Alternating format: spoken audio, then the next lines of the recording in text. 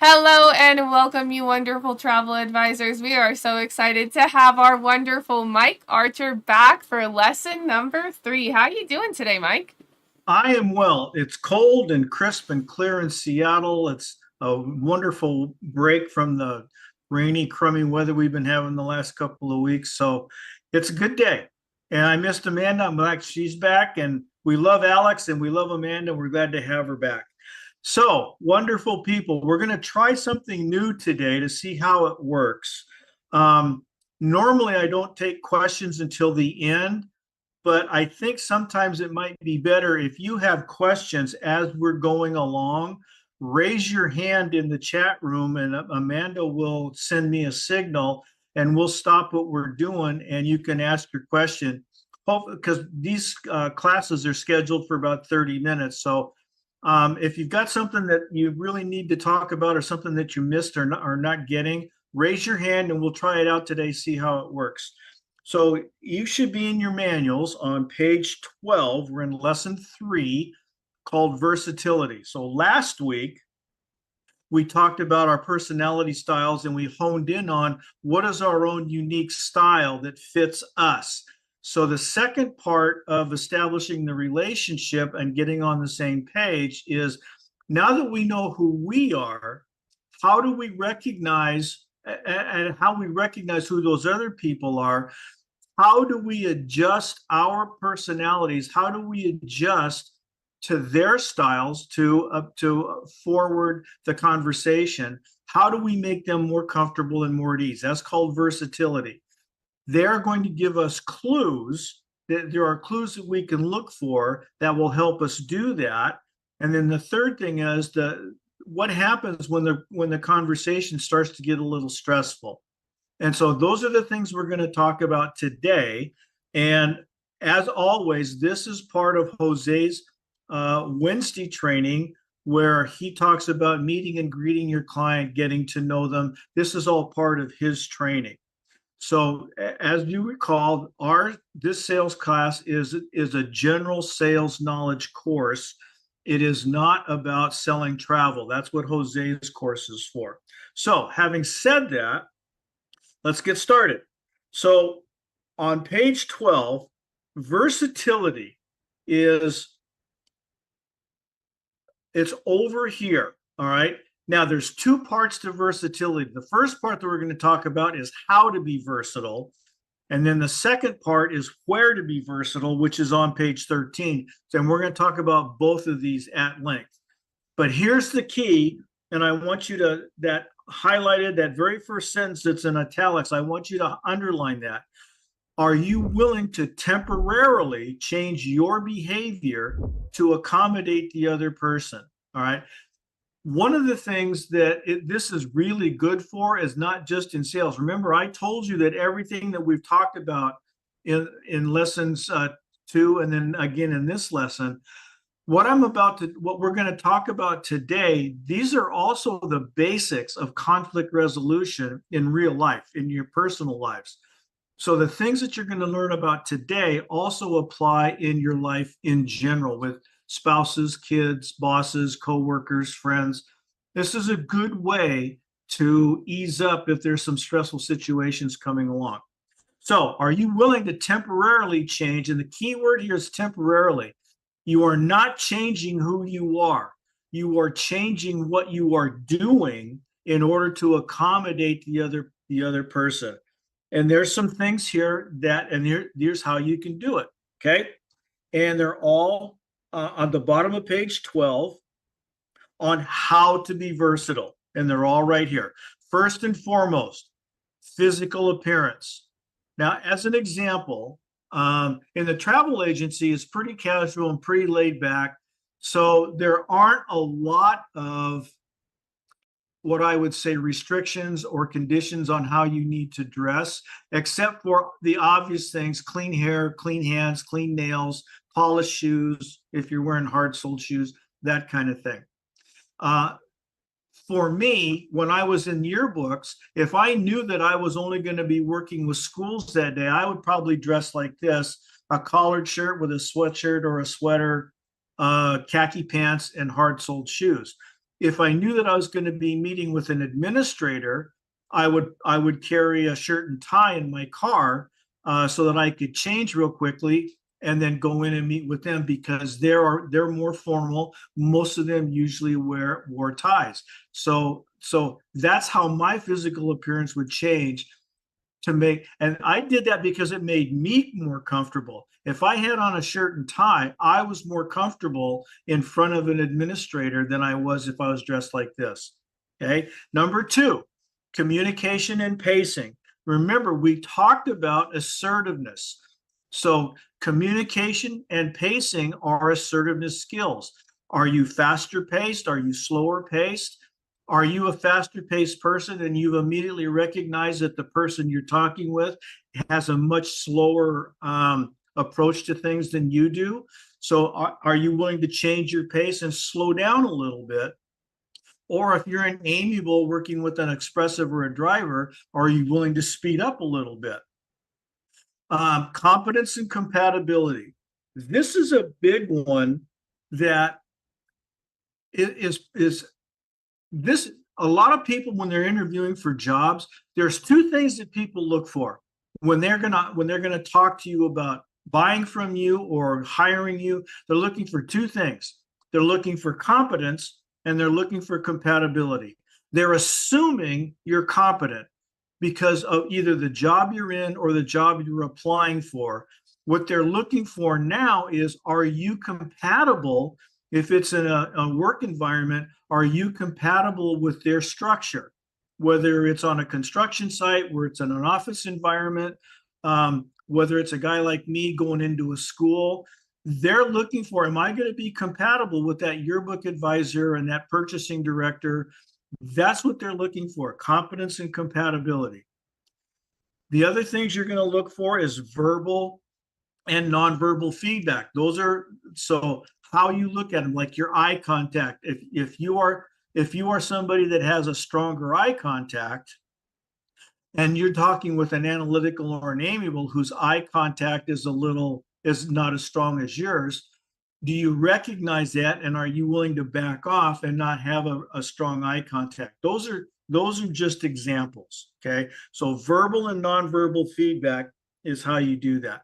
And then facial expression and eye contact, those are the ones you want to hone in on. Okay, so the verbal and nonverbal feedback is appropriate to manage the tension. So let's talk.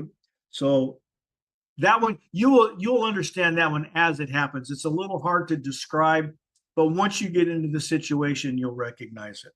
So how do we do that? Okay, these are the clues to take a look for, and it's on the right side of page 12. Okay, analyticals, they're going to have an easy eye contact. For you to be on the same page as them, these are the things that you need to do. Okay, these are the things that apply to you. You need to have easy eye contact, and you dang well better be prepared, because they're going to, if you're not prepared with an analytical, they're going to question your competency. All right, you need to be accurate. That's another thing, how they will judge your competency. Prepared, accurate, evidence, precise. Analyticals don't really care about compatibility, because remember, these are the doctors, lawyers, accountants. These are the facts and figures guy. They're not really interested in compatibility, but they are interested in your competence. And all of these things to an analytical shows that you are confident. Now, one of the things that, and the two hardest things for you, especially if you're right on the line, if you're driver expressive, is they're going to make a slow decision and you're going to want to press them, and you can't do that. And you have to reinforce with them that the decision they're making is the right one. And what your job is to try to show them why the decision is the right one to work with you. All right. So that's how you become versatile for an analytical. With an amiable, again, easy eye contact, slow yourself down a little bit. If you're a risk taker, minimize the risks. That's how you can be versatile. If you're kind of a driver type, you got to be patient with them. And especially if you're a driver type, you have to provide assurances to them. And they're going to be slow decision makers, and they want you to develop the relationship. And that might be hard for you, especially if you are a driver or an analytical, you're an above the line person. So if you remember last week, we've gone through 2 of these. So if you remember last week, we talked about toxic styles. This is how these toxic styles come into play, is when you're trying to be versatile. So if you're a driver, an amiable is gonna, some of them can drive you crazy because they're so slow decision makers, and they want that relationship, and you don't really care about the relationship, you want the sale.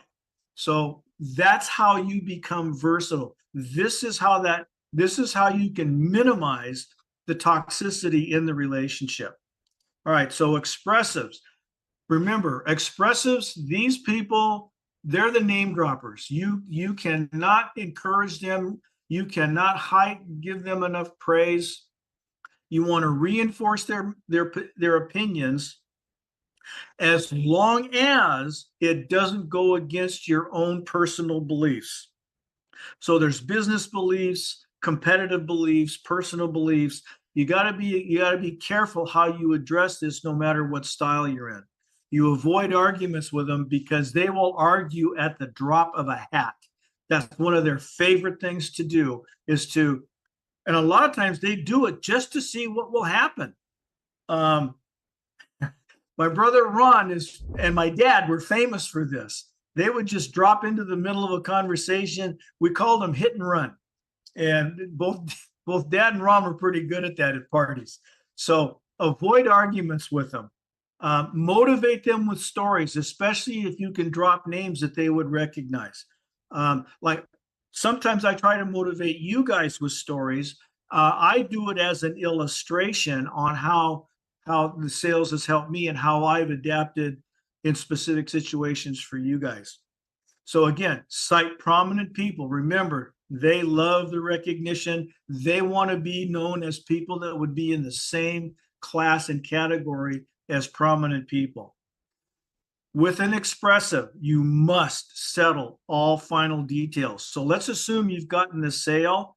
With an expressive, the sale does not stop there, because if you don't follow up on all of their travel documentation, all of their visas, make sure they got their passports, travel insurance, COVID shots. If you don't have that documentation down, you'll have them one time and then you'll lose them, because they're going to get on a trip and something's going to go kablooey and they don't have the right paperwork or documentation. And who are they going to blame? It ain't going to be themselves. It's going to be you, because you didn't prepare them. So analyticals, this will be easy for you. Amiables, fairly easy.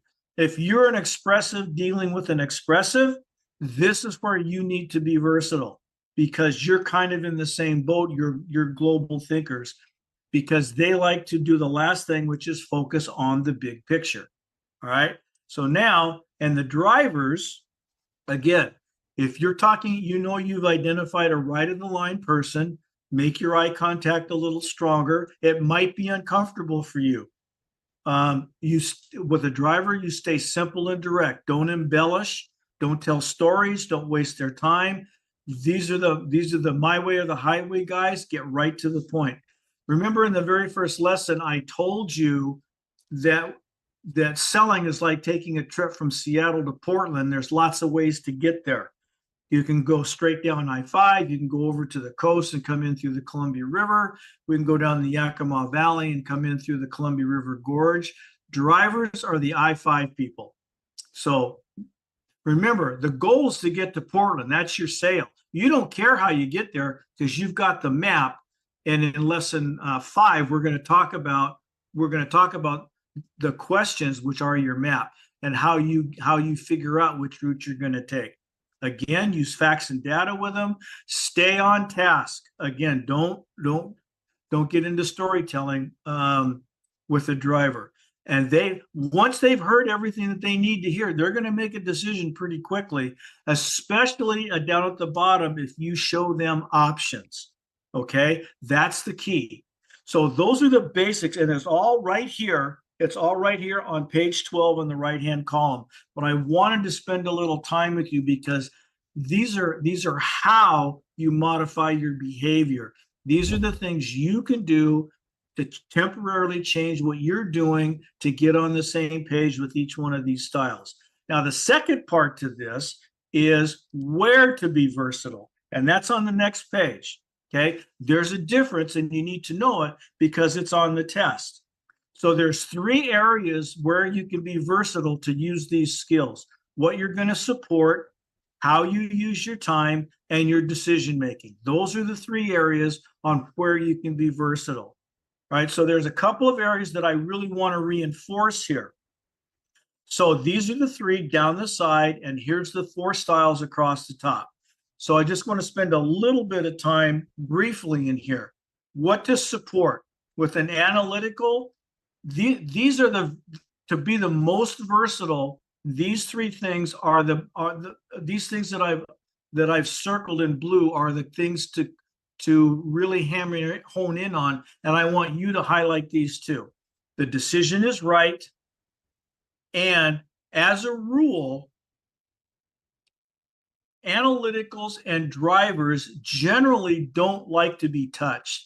And a good example is, have you ever tried to shake hands with someone in a professional setting, and they either, or any kind of a setting, and they either do a fist bump or a wave, or a professional setting, instead of shaking your hand, they will hand you a business card.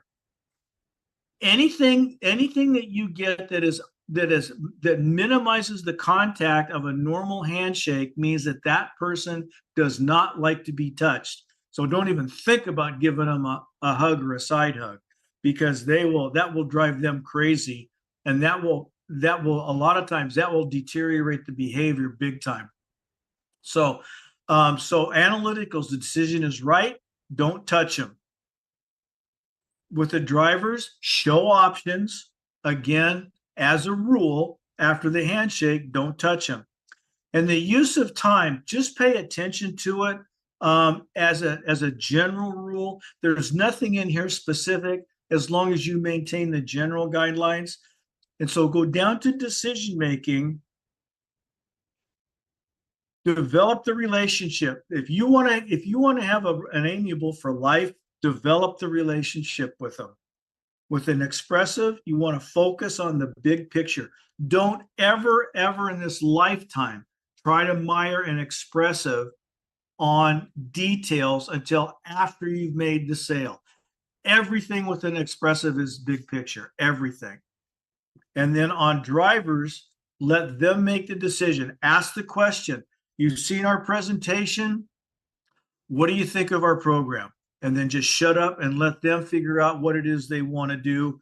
And they will either say, yeah, let's go, or they might say, yeah, I've got some questions, however they go. But these are the biggies on making temporary changes in your own behavior on where the specific areas that you want to be versatile.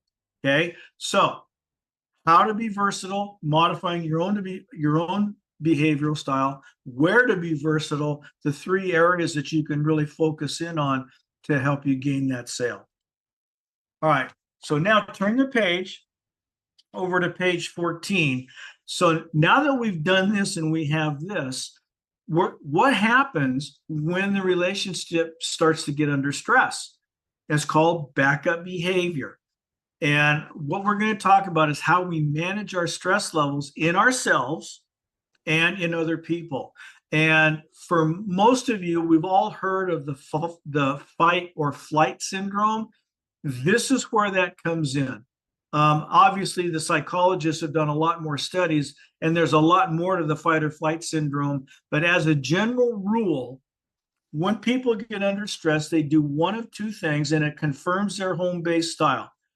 People who are left of the line, the less assertive people, when they get into a stressful situation, their tendency is to want to try to get out of that situation. Right of the line people who are more assertive, they're gonna go, okay, battle's on, let's go. And I'm going to walk you through how each of those things look in each of the different styles. So it confirms your home-based style. So if some of you might have been wondering last week if you were in the right style, this will confirm it. It's an exaggeration of your home-based style, and I'll show you how that works in a second. So the keys to getting out of it is recognizing that either you or the other person is under stress. You non-judgmentally seek the cause of, okay, what's causing this? And then you try to reduce the tension. All right. So here's what you look for. In the amiables are the hardest to read because they internalize everything. And I'm a classic example.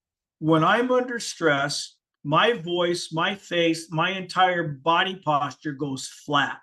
A lot of times I will just sit with my hands in my lap and I'll be looking down or I'll be looking around. My eye contact is gone. My posture, I'm sitting back and my posture is compacted and I withdraw internally. Now, a lot of people misinterpret that as they keep talking and an amiable doesn't respond.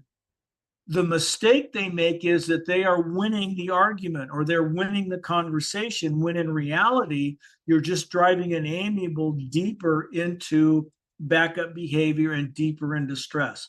So it's really critical that if you've identified an amiable personality style, and all of us, and by the way, it'll be noticeable. If you're paying attention, all of this stuff will be noticeable. They're like blips in the conversation. All of a sudden, I'm here and I'm doing this and I'm engaged. And, 2 minutes later, I'm pushed away from the table. I'm kind of down here and I'm just kind of listening. You will be able to recognize it if you know what to look for. Analyticals, again, their voice and their face goes flat, broken eye contact. Now, what their posture change does is because they don't really care about the relationship, they will signal you. Remember, an amiable cares about a relationship. I don't want to hurt your feelings, so I internalize it to my feelings. An analytical doesn't care about that. So what an analytical will do, and I know you can't see me, but they will turn sideways. Their posture goes back and sideways. Now, I've just crossed my legs right here, and I've just done this. All right. What have I just done to you? I have put up an enormous wall here, my leg, pushing myself away from the table. If it's not acceptable for me to get up and leave, I'm going to make a wall of some sort to protect myself. All right. And they will withdraw. Now, sometimes I've seen my brother Steve just physically get up and leave. If they will do it emotionally first, but a lot of times they'll get up and leave. And I've been in some arguments myself where we were at the house and I grabbed some keys and I was having an argument with one of my kids and she wouldn't let go and I didn't want to hurt her feelings. So I grabbed the car keys and told my wife I was going to Baskin Robbins to get some ice cream. I had to get out of there. My stress was so bad, I had to get out of there. So I did. And we're going to talk about how that works. It's called a Z out pattern. So we're going to talk about how that works as well. Drivers, their voice is going to get louder. You put a driver under stress, the my way or the highway attitude really comes to the forefront. Louder voice, stronger eye contact, posture change. They're forward and they're up. They're in your face, forward and up. And it's a take charge attitude. This is the way we've done it. This is the way we've always done it. This is the way we're going to continue to do it. What do you think about that? So be careful with the drivers. And then the expressives, these are the people that just get up in your face and fight. Physically, verbally, emotionally, they'll fight you. Because they don't mind confrontation. Their faces get more animated. Their eye contact is really boring. Their posture change goes. Remember the story about what happens if you see a bear in the woods? What you're supposed to do? You're supposed to make yourself as big as you can make yourself and yell like crazy, hopefully to scare the bear off. It's exactly what an expressive will do. Their posture changes forward, it's expanded, and they will confront you physically, verbally, what have you. So these are all the clues to look for when people start to get under stress.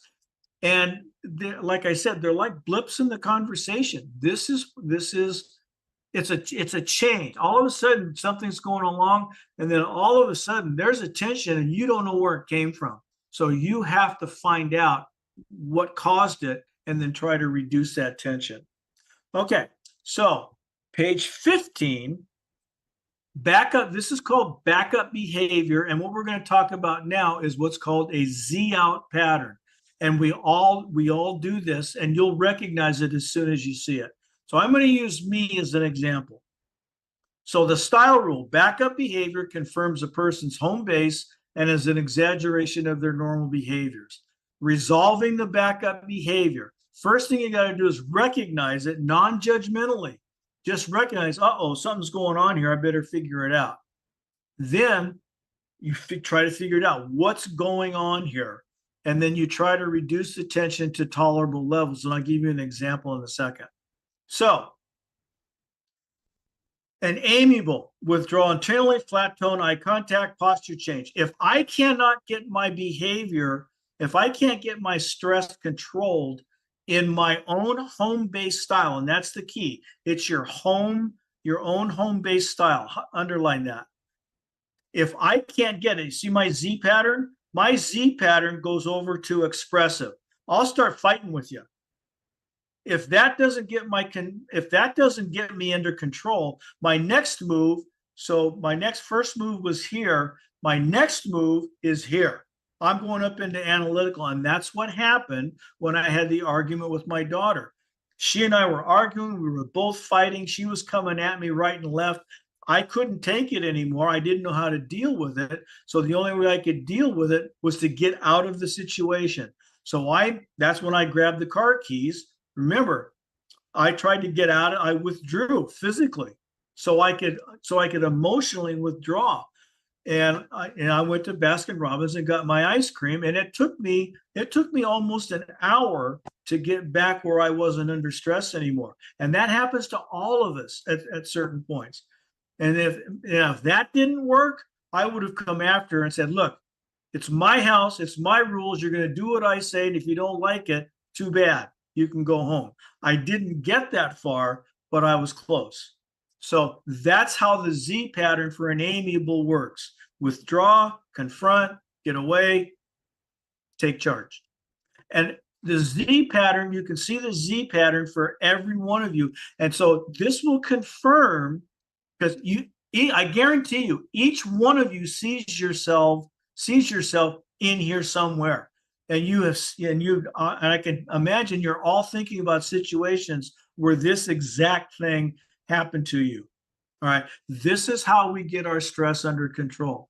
Now, let me give you a story. When I was in a yearbook, I was at a school, and I was working with one of my yearbook advisors, and we were in the office talking to the principal. And I didn't really know what her style was. So we're walking back to the classroom, and she's right next to me. And I put her arm around me. I put my arm around her shoulder, and she immediately, she ducks under my arm, does a 360, and takes 2 steps behind me. And I just went, oh, crap. I just really screwed this up. So I turned around and I threw myself under the bus. And I said, I am so sorry. That will never happen again. I understand that I made a really big mistake here. Will you forgive me, and can we start over? And she immediately calmed down, and she looked at me. She says, look, I just don't like to be touched. And I says, yeah, I get that. And it will never happen again. And we had a good relationship from then on, but I recognized that I had immediately screwed up, and I had put somebody else under stress. So that's what we're talking about. So we now know who we are and who they are. Now we know how we want to treat them in the relationship. And ta-da, that's it. So next week, we're going to take the third and final part, and now that we have all of this, how do we get across the message that we want to get across in a way that will make sense to them? And it's called our communication skills. So if you want to jump ahead to lesson 4 next week, feel free. So that's it for this week. Amanda, do we have any questions? We don't have any questions at the moment, but if they Okay. do have questions, they can reach out to you, right? They can. In fact, I had a dynamite conversation with a young lady from Florida last week that lasted about 45 minutes because she had some questions about the whole selling process, and she'd never done it before and she was a little nervous. So yeah, feel free. Give me a call, send me an email. I'm happy to chat. Well, And that's it. thank you so much, Mike. Okay. Bye. See you next week, guys.